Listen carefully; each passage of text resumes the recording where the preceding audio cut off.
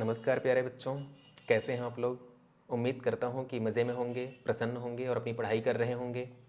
देखिए, आज आपसे बातचीत करने चल रहा हूं रेलवे भर्ती बोर्ड की एक बड़ी परीक्षा है एनटीपीसी, उसके बारे में। एनटीपीसी अर्थात नॉन टेक्निकल पॉपुलर कैटेगरी। इस परीक्षा का इंतज़ार आप सबको बहुत दिनों से था और अब इंतज़ार की घड़ियां ख़त्म हो चुकी हैं। दिसंबर में ये परीक्षा प्रस्तावित है। आपके पास समय बहुत कम है, लेकिन इतना समय है कि अभी आप मंजिल तक पहुंच सकते हैं। ऐसा क्या करें कि आप ये परीक्षा पास कर जाएं? इसी को लेकर के आज आपसे बातचीत होगी। देखिए प्यारे बच्चों, सबसे पहला जो कदम आपको उठाना चाहिए वो ये है कि विगत वर्षों का प्रश्न पत्र आप उठा करके देख लें कि पिछले वर्षों के प्रश्न पत्र में क्या पूछा गया है। उससे आपको एक ओवरव्यू मिलता है, एक आइडिया मिल जाता है कि हमको क्या पढ़ना चाहिए और कहाँ से सवाल ज़्यादा बनते हैं। तो मेरा आपको सुझाव है कि सबसे ज़्यादा सवाल फिजिक्स और मैथमेटिक्स इन दो विषयों से होते हैं, तो आपको फिजिक्स और मैथमेटिक्स मन लगा करके पढ़ने की आवश्यकता है। रेलवे की कोई भी परीक्षा हो, चाहे वो ग्रुप डी हो, चाहे वो सेक्शन इंजीनियर हो, चाहे वो असिस्टेंट स्टेशन मास्टर हो, चाहे वो जूनियर इंजीनियर हो, इन सभी परीक्षाओं में प्यारे बच्चों फिजिक्स के सवाल बहुत ज़्यादा पूछे जाते हैं। अगर मैं कहूँ कि फिजिक्स ही आपको रेलवे में नौकरी दिला सकती है तो कोई अतिशयोक्ति ना होगी। फिजिक्स कैसे पढ़ें, एक महत्वपूर्ण प्रश्न ये है। तो सबसे पहला काम आप ये करिए कि आप जिस बोर्ड के विद्यार्थी रहे हों उस बोर्ड की कक्षा 6, कक्षा 7 और कक्षा 8 की पुस्तकें ले लीजिए और उनको एक बार जल्दी से पढ़ जाइए। यदि आप यूपी बोर्ड के हैं तो यूपी बोर्ड की किताब पढ़िए, अगर आप आईसीएसई बोर्ड के हैं तो आईसीएसई बोर्ड की पुस्तक पढ़िए, और अगर आप सीबीएसई बोर्ड के हैं तो सीबीएसई बोर्ड की पुस्तक पढ़िए, या आप किसी और बोर्ड के हैं तो आपने जिस बोर्ड की पुस्तकें पढ़ी होंगी उनको आप उठा लीजिए और जल्दी से कक्षा 6, 7, 8 की किताबों को पढ़ जाइए। ठीक है। इसके बाद आपको क्या करना है, कक्षा 9, 10 की किताब लेनी है। कक्षा 9, 10 की किताब उठा लीजिए फिजिक्स की, और उसमें देखिए सबसे पहले क्या चैप्टर है उसको पढ़ना शुरू कर दीजिए। सबसे पहले आपको मिलेगा प्यारे बच्चों मैकेनिक्स। ठीक है, मैकेनिक्स पे हम लोग बात कर लेते हैं। मैकेनिक्स के सवाल बहुत ज़्यादा आते हैं फिजिक्स में। ठीक है, मैकेनिक्स अर्थात यांत्रिकी, उसी पे हम लोग आज आपसे बातचीत करेंगे। देखिए, मैकेनिक्स एक ऐसा सब्जेक्ट है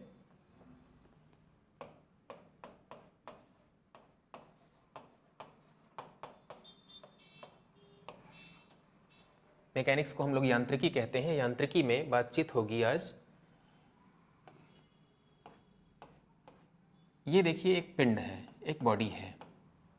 जो मैकेनिक्स वर्ड बना हुआ है प्यारे बच्चों, ये मशीन से बना हुआ है। किससे बना हुआ है? मशीन। मशीन के बारे में जब हम पढ़ते हैं तो उस विज्ञान को, उस विषय को कहा जाता है मैकेनिक्स। ठीक है। अब मैकेनिक्स में सबसे पहला जो बिंदु आपको पढ़ना है वो है राशियों के बारे में। राशियाँ कितने तरह की होती हैं?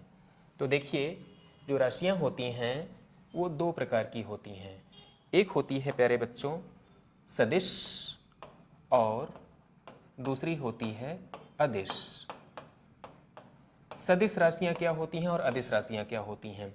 सदिश राशियाँ उनको कहते हैं जिनमें परिमाण के साथ साथ दिशा भी पाई जाती है। जैसे अगर हम बात करें बल, बल क्या है?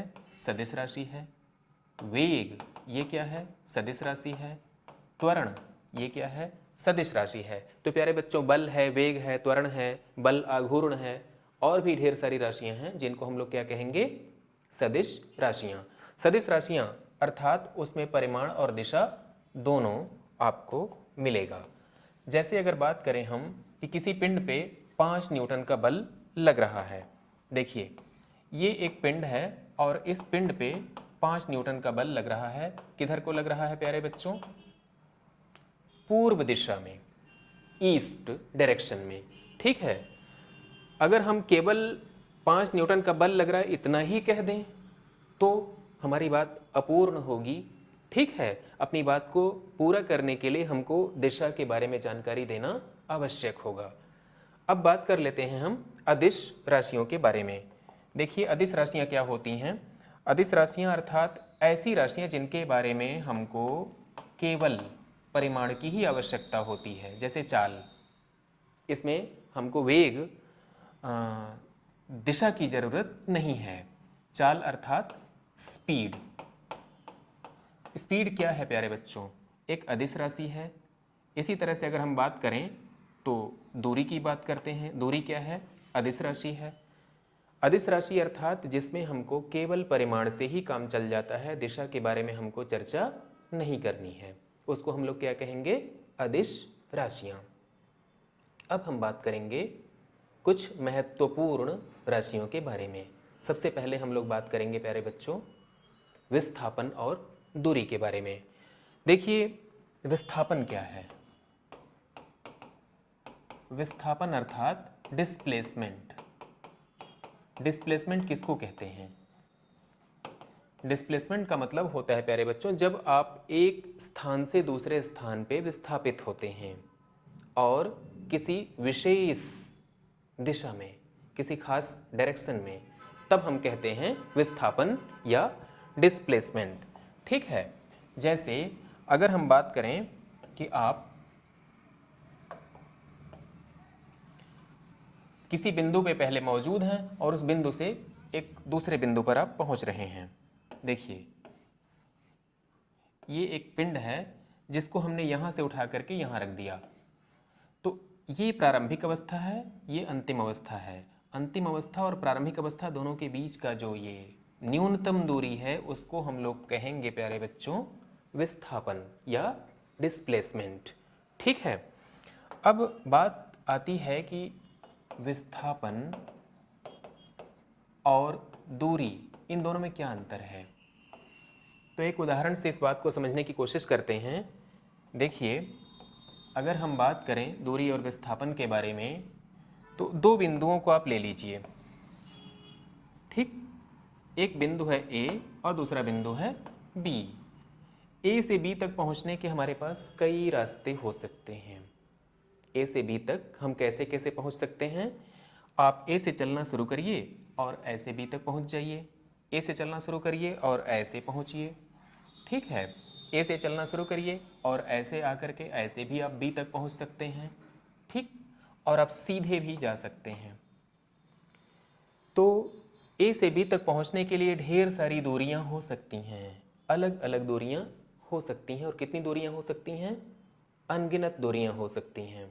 लेकिन A से B के बीच का विस्थापन केवल एक होगा और वो ये वाली लाइन जिसको आप देख पा रहे हैं ये है। अर्थात A से B के बीच की न्यूनतम दूरी, उसी को हम लोग कहेंगे विस्थापन। विस्थापन को आप लोग डिस्प्लेसमेंट भी कहते हैं। डिस्प्लेसमेंट की परिभाषा कैसे दी जाती है? Minimum distance is called displacement. अर्थात जो न्यूनतम दूरी होती है उसी को हम लोग विस्थापन कहते हैं। प्यारे बच्चों विस्थापन क्या है? विस्थापन सदिश राशि है और दूरी क्या है प्यारे बच्चों? दूरी अदिश राशि है। ठीक है। विस्थापन और दूरी जब आप समझ जाएं तब हम बात करते हैं अब वेग और चाल के बारे में। देखिए विस्थापन में अगर आप समय से भाग दे दें तो आपको क्या मिलेगा? वेग। विस्थापन में अगर आप समय से भाग दे दें तो क्या मिलेगा आपको? वेग। और यदि आप दूरी में समय से भाग दे दें तो आपको क्या मिलेगा प्यारे बच्चों? चाल। वेग अर्थात विस्थापन की समय दर, या ऐसे कह लीजिए एकांक समय में होने वाला विस्थापन वेग कहलाता है। ठीक है। और चाल किसे कहते हैं? एकांक समय में जो दूरी आप तय करते हैं उसे हम लोग कहते हैं चाल। चाल अदिश राशि है और वेग सदिश राशि है। ठीक है। अगर आप वेग और चाल समझ गए हैं तो इनके मात्रक के बारे में बात कर लेते हैं। वेग और चाल दोनों के मात्रक मीटर प्रति सेकंड या किलोमीटर प्रति घंटा हो सकते हैं। ठीक है। तो इनका और इनका मात्रक तो समान होता है प्यारे बच्चों, लेकिन ये दोनों राशियां समान नहीं हैं, दोनों राशियां अलग अलग हैं। जब हम वेग की बात करेंगे तो हमको दिशा की जानकारी देना आवश्यक होगा, और जब हम चाल की बात करेंगे तो हमको दिशा के बारे में बात नहीं करनी है। ठीक है। अब हम लोग बात कर लेते हैं कि अगर कोई पिंड 25 मीटर प्रति सेकंड के वेग से चल रहा हो तो उसे हम लोग किलोमीटर प्रति घंटा में कैसे बदलेंगे या कैसे चेंज करेंगे, इस पे बात कर लेते हैं। देखिए, जो वेलोसिटी है प्यारे बच्चों, ठीक है, वो एक वेक्टर क्वांटिटी है और जो स्पीड है वो स्केलर क्वांटिटी है। और वेलोसिटी को या स्पीड को हम लोग मीटर पर सेकेंड और किलोमीटर पर आवर दोनों ही राशियों में, दोनों ही मात्रकों से व्यक्त करते हैं। किलोमीटर प्रति घंटा को मीटर प्रति सेकंड में कैसे बदला जाए, ठीक है। देखिए, सपोज करिए आपकी कार 45 किलोमीटर प्रति घंटा की चाल से चल रही है। आप चाहते हैं कि इसको मीटर प्रति सेकंड में प्रकट किया जाए, तो 45 किलोमीटर को अगर आप 1000 से गुणा कर दें तो क्या होगा, ये 45,000 मीटर हो जाएगा। और 1 घंटा अर्थात 1 घंटे को अगर आप मिनट में बदलें तो 60 मिनट हो जाएगा। और आगे इसको आप सेकंड में बदलना चाहें तो फिर 60 से गुणा कर दीजिए। अब क्या मिला प्यारे बच्चों आपको, ये 45 है और ये क्या है 1000 अपॉन 3600, ठीक है। आगे क्या करना है आपको, 1000 को आप 3600 से काटिए तो मिलेगा आपको 5/18, ठीक। आपको क्या मिल गया, आपको 5/18 मिल गया। अर्थात किलोमीटर प्रति घंटा को मीटर प्रति सेकंड में अगर आप चेंज करना चाहते हैं तो आपको क्या करना चाहिए, 5/18 से गुणा करना चाहिए, ठीक है। आगे चलते हैं। देखिए, इसका उल्टा कि अगर आपको कोई चाल या कोई वेग मीटर पर सेकंड में दिया हुआ है, इसको आप चाहते हैं किलोमीटर प्रति घंटा में बदलना। जैसे एक उदाहरण लेते हैं कि 20 मीटर प्रति सेकंड की चाल है, इसको किलोमीटर प्रति घंटा में बदलना है। तो क्या करिएगा प्यारे बच्चों, 20 लिख लीजिए और 18/5 से आप गुणा कर दीजिए, जो आएगा वो आपका उत्तर होगा। 5 का भाग दीजिए 20 में, 4 बार जाएगा और 4 का गुणा करिए 18 में, 72। ये क्या है, ये है किलोमीटर प्रति घंटा। अर्थात 20 मीटर प्रति सेकंड और 72 किलोमीटर प्रति घंटा, ये दोनों एक ही बात है। बस यहाँ मीटर प्रति सेकंड में प्रकट किया गया है और यहाँ पे किलोमीटर प्रति घंटा में पेश किया जा रहा है, ठीक है। उम्मीद करता हूँ कि हमारी बात आपको समझ में आ रही होगी प्यारे बच्चों। और अब बात कर लेते हैं हम लोग त्वरण के बारे में, ठीक है। एक महत्वपूर्ण राशि है त्वरण। त्वरण के बारे में बात कर लेते हैं, क्या होता है त्वरण। देखिए, त्वरण को आप लोग एक्सेलरेशन भी कहते हैं।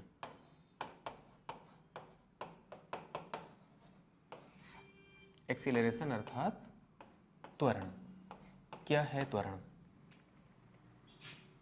अपने दैनिक जीवन में आप लोग बाइक चलाते होंगे, स्कूटी चलाते होंगे, कार चलाते होंगे, ट्रक चलाते होंगे, ठीक है। तो ये जो वाहन आप चलाते हैं, इसमें एक उपकरण लगा होता है, एक डिवाइस लगी होती है, उसका नाम होता है एक्सीलरेटर, ठीक है। एक्सीलरेटर, उसकी स्पेलिंग क्या है, देखिए, एक्सीलरेटर, ठीक है। क्या करता है एक्सीलरेटर? हिंदी में क्या कहेंगे एक्सीलरेटर को प्यारे बच्चों? हिंदी में कहेंगे त्वरक। अर्थात यह आपकी वेलोसिटी को या आपकी चाल को बढ़ाता है, ठीक। तो चाल को बढ़ाने वाले उपकरण को, डिवाइस को त्वरक कहते हैं और चाल के बढ़ जाने की जो घटना है इसको कहते हैं त्वरण, ठीक है। त्वरण अर्थात एक्सीलरेशन। अब सवाल उठता है कि एक्सीलरेशन को हम कैसे समझें, कैसे डिफाइन करें। देखिए, बहुत ही आसान है, आप धीरे धीरे समझ जाएंगे।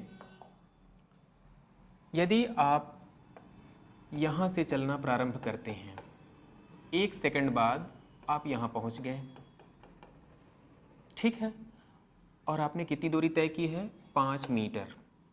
आप यहाँ पे थे, 1 सेकंड बाद आप यहाँ पे आ गए, फिर अगला 1 सेकंड बीता तो आप यहाँ पे आ गए और फिर आप 5 मीटर आगे बढ़ते हैं। अगला 1 सेकंड बीता, फिर आप यहाँ पे चले आए और अगेन 5 मीटर आपने दूरी तय कर ली। आप देखते हैं कि आप हर 1 सेकंड में 5-5 मीटर आगे बढ़ते जा रहे हैं। तो हम कहेंगे कि आप एक निश्चित चाल से या एक निश्चित वेग से आगे बढ़ रहे हैं। आपके पास कोई त्वरण नहीं है।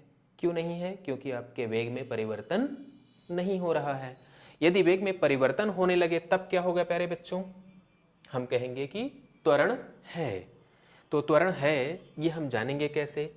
मान लीजिए कि यहाँ पे आप 5 मीटर चलते हैं, ठीक है, और उसके बाद आप 5 मीटर से ज़्यादा चलते हैं, तब ध्यान दिया जाए, पहले आप यहाँ पे हैं, 1 सेकंड के बाद आप यहाँ पे हैं और अगला 1 सेकंड बीता तो आप यहाँ पे हैं, अगला 1 सेकंड बीता तो और आगे हैं आप, ठीक है।